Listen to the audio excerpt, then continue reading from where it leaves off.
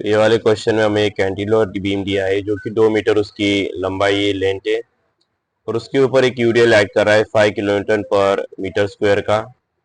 और उसका जो क्रॉस सेक्शन है वो यहाँ पे हमें फिगर में दिखाया गया है। यह इन्होंने आई सेक्शन लिखा है गलती से, और एक प्रिंटिंग मिस्टेक है, उसे इग्नोर कर देना।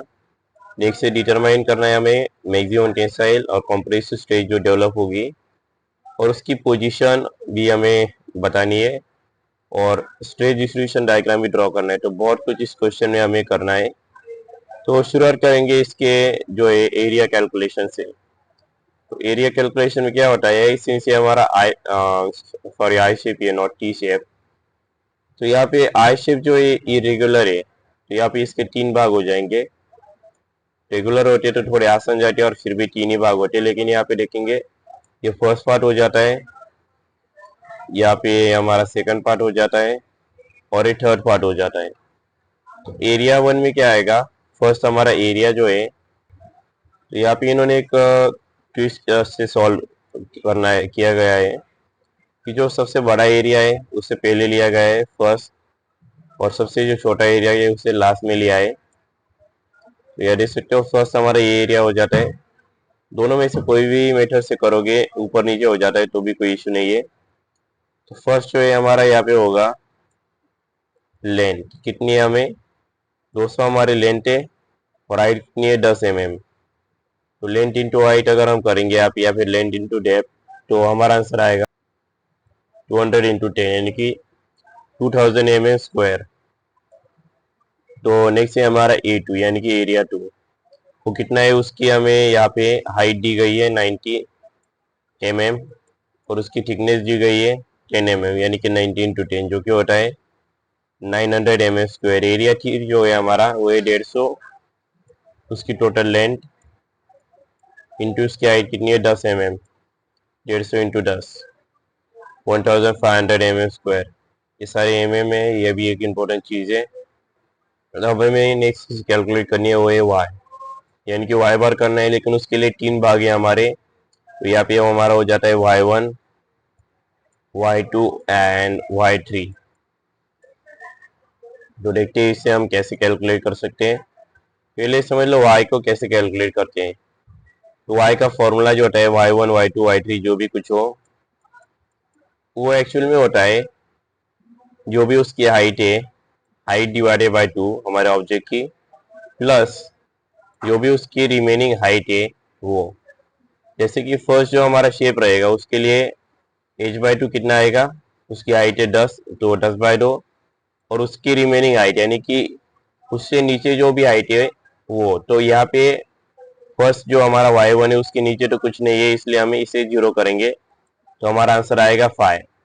इसके लिए y1 के लिए।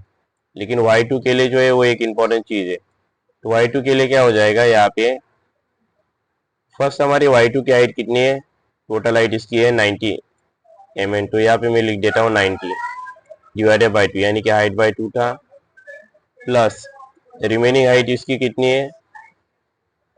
तो हमारा जो y2 है यानी कि शेप 2 जो है उसके नीचे कितनी हाइट आती है, तो यह देख सकते हो उसके नीचे की जो हाइट है वो एक्चुअली है 10 mm। तो रिमेनिंग हाइट का वही मतलब होता है कि नीचे कितनी हाइट बची हुई है उस ऑब्जेक्ट की हाइट छोड़ के। तो 90 प्लस 90 डिवाइड बाई 2 प्लस 10 यानी कि कितना आएगा, यहाँ पे 45 प्लस 10 यानी कि हमारा हो जाता है 55। इसके लिए y2 के लिए। अब लास्ट हमारा पॉइंट आएगा यहाँ पे y3। तो y3 में क्या होगा, यहाँ पे फर्स्ट उसकी हाइट कितनी है, यहाँ पे हाइट है उसकी, यहाँ पे इसे डायरेक्टली लिख रहा हूँ, या यहाँ पे भी लिख सकते हैं, कोई इशू नहीं। इसके सॉरी y3 था यहाँ पे, तो उसकी हाइट है यहाँ पे 10 mm। तो मैं इसे 10/2 करता हूँ। उसके नीचे की रिमेनिंग हाइट कितनी है, उसके नीचे यहाँ पे 90 प्लस 10 यानी कि प्लस 90 प्लस 10 लिख सकते हो, या डायरेक्ट 100 भी लिख सकते हो। 10/2 यानी कि 5, 100 प्लस 5 हमारा होता है 105। तो यहाँ पे देख सकते हो हमारा आंसर आता है 5 mm, 55 mm और 105 mm। तो नेक्स्ट हमें क्या कैलकुलेट करना है, वाई बार। यहाँ पे थोड़ा सा अगर जूम इन करेंगे तो पता चलता है ये एक्चुअली वाई के ऊपर एक टोपी भी दी गई है जिसे ये वाई बार कहा जाता है, नॉट द वाई बार। अच्छा एनीवे, तो देख सकते हैं यहाँ पे वाई बार ऐसे इसके ऊपर तुम्हें ड्रॉ कर देना है। तो इसे कैसे कैलकुलेट करते हो, उसका फॉर्मूला जो होता है वो होता है a1 into Y one plus a2 into Y two plus a3 into Y three plus an into Y N. ये जितने भी नंबर जहाँ तक जाएंगे you are by a1 plus a2 plus a3, यानी a1 का एरिया पहले जिसका एरिया आएगा उसी का y कैलकुलेट करना है।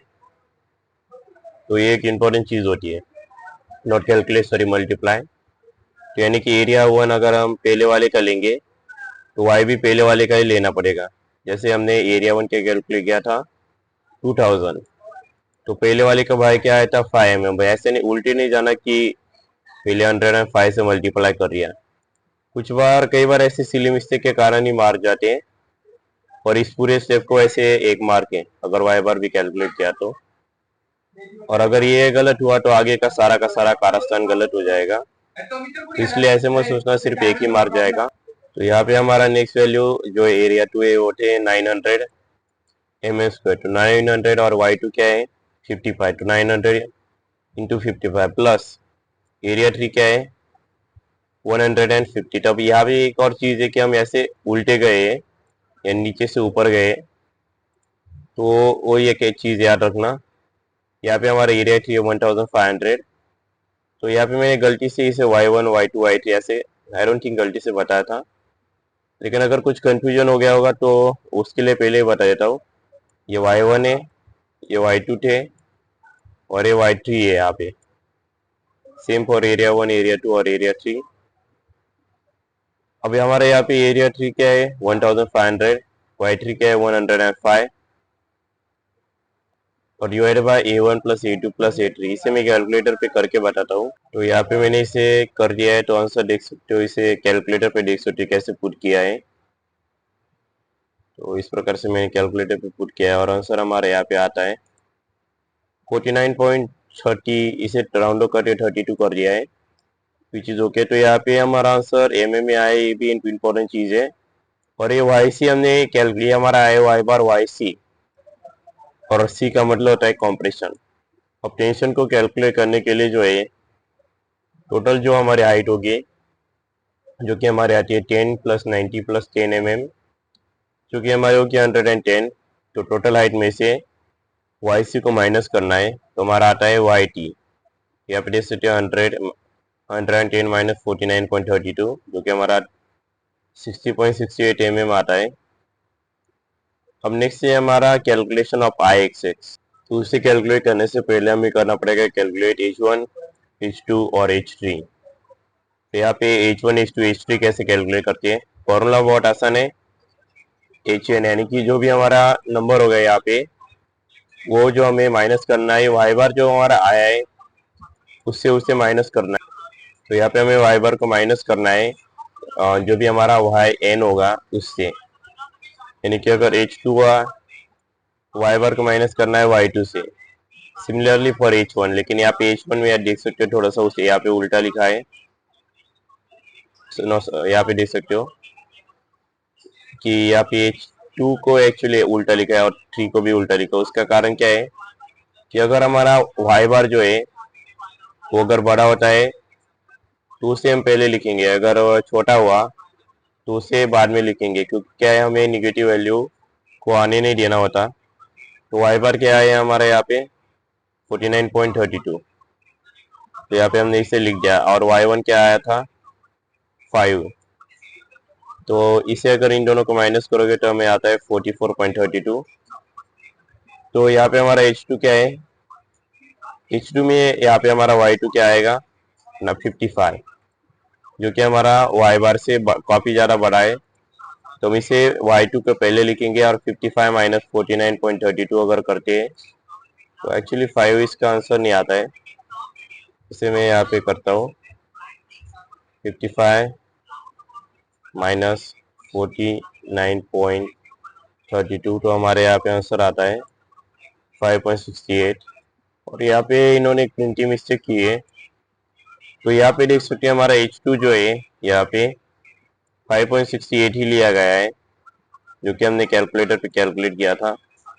बस यहाँ पे थोड़ी सी प्रिंटिंग मिस्टेक है, तो इसे रेक्टिफाई कर लेना। ये एक्चुअली यहाँ पे 5.68 mm है। तो नेक्स्ट है हमारे यहाँ पे H3 क्या आएगा, Y3 माइनस Y बार, क्योंकि हमारा H3 तो ये 105 है, जो कि काफी ज्यादा बड़ा है Y बार से, या देख सकते हो 105। तो यहाँ पे अगर हम माइनस करेंगे 105 माइनस 49.32, तो इसे अगर हम माइनस करेंगे, इसे मैं कैलकुलेटर पे भी क्विकली कर लेता हूँ। 105 माइनस 49.32, हमारा आंसर आता है यहाँ पे 55.68 mm। अब हमें नेक्स्ट क्या कैलकुलेट करना है, IXX। तो IXX हमें 3 शेप्स के कैलकुलेट करेंगे पड़ेंगे। शेप 1 यानी कि IXX1, शेप 2 यानी कि IXX2 और शेप 3 यानी कि IXX3। तो इसी हिसाब से हमें इन सभी का एडिशन करके हमें IXX टोटल मिलेगा। उसके लिए इंस्टेड ऑफ इंडिविजुअली सॉल्विंग हम इसे एक साथ भी सॉल्व कर सकते हैं, लेकिन अगर ओल्ड कैलकुलेटर यूज कर रहे हो तो उसमें ये सारी वैल्यू एक साथ पुट नहीं कर पाओगे, क्योंकि वो कैलकुलेटर फिर काम नहीं करता और एरर देता है कि उसकी आगे तुम वैल्यू नहीं पुट कर पाते। इसलिए क्या करना, यहाँ पे जो है सिंगल सिंगल वैल्यू कैलकुलेट करना, वो भी बताऊंगे कैसे करेंगे। तो पहले ये वाला सॉल्व कर लिया, इक्वेशन 1, फिर उसके बाद आंसर प्लस ये वाला टाइप करना, फिर आंसर प्लस ये वाला, ताकि उससे तुम सारी वैल्यू कैलकुलेटर पे पुट कर पाओगे। तो हमारा IXX का फॉर्मूला होता है IG प्लस AH²। IG क्या है, BD क्यूब डिवाइड बाय 12, और A², ए यहाँ पे जो है इक्वेशन में देख सकते हो कि यहाँ पे 1 इक्वेशन के बाद जो है 1 दिया गया है ब्रैकेट के बाद, इसके मतलब होता है B1 into D1 cube divided by 12 plus A1 into H1 square. इसे इंस्टेड ऑफ सभी को एक देने से अच्छा क्या ब्रैकेट के बाहर ये दे सकते हो, उससे थोड़ा सा इजी जाता है। तो फर्स्ट जो है हमारा, इसका डायमेंशन क्या है फर्स्ट शेप का, यहाँ पे ये हमारा फर्स्ट, सेकंड और थर्ड शेप है।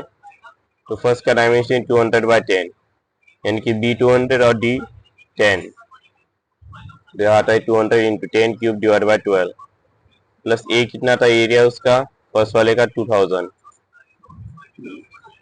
तो यहाँ पे देखते हैं इंटू हमारा H1 क्या था उसका 44.32 mm स्क्वायर में, प्लस हमारा क्या है नेक्स्ट हमारा सेकंड शेप, उसमें हमारा बी क्या है, उसका ब्रेड है 10 mm, हाइट यहाँ पे है उसका 90 mm और उसका एरिया है 900, यानी कि 10 into 90 cube divide by 12 plus 900 into H2 क्या है तो उसका 5.68 स्क्वायर, प्लस हमारा लास्ट शेप क्या है ये वाला, इसमें बी क्या है 150, डी क्या है 10, एरिया क्या होता है उसका 150 इंटू 10 यानी कि 1500।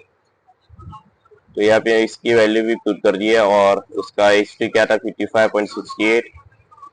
तो इसे मैं बताता हूँ कैलकुलेटर पे कैसे पुट करना है अगर ओल्ड कैलकुलेटर यूज कर रहे हो। तो सबसे पहली जो वैल्यू है उसे पुट कर देना है नॉर्मली, और ट्रिक भी बताऊंगा, एक शॉर्टकट ट्रिक होती है 10 पावर यहाँ पे 3, और फिर इसे divided by 12 bracket complete,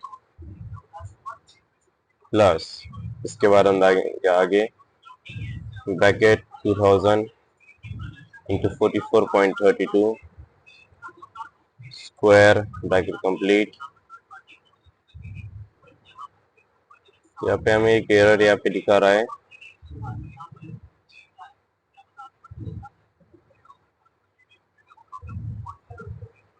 I think यहाँ पे एक मिसिंग ब्रैकेट के कारण।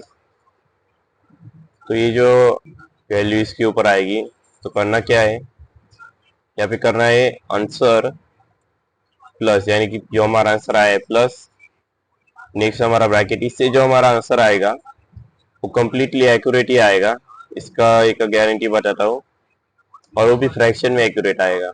वो भी एक चीज है। यहाँ पे देखते हैं 900 इंटू 5.68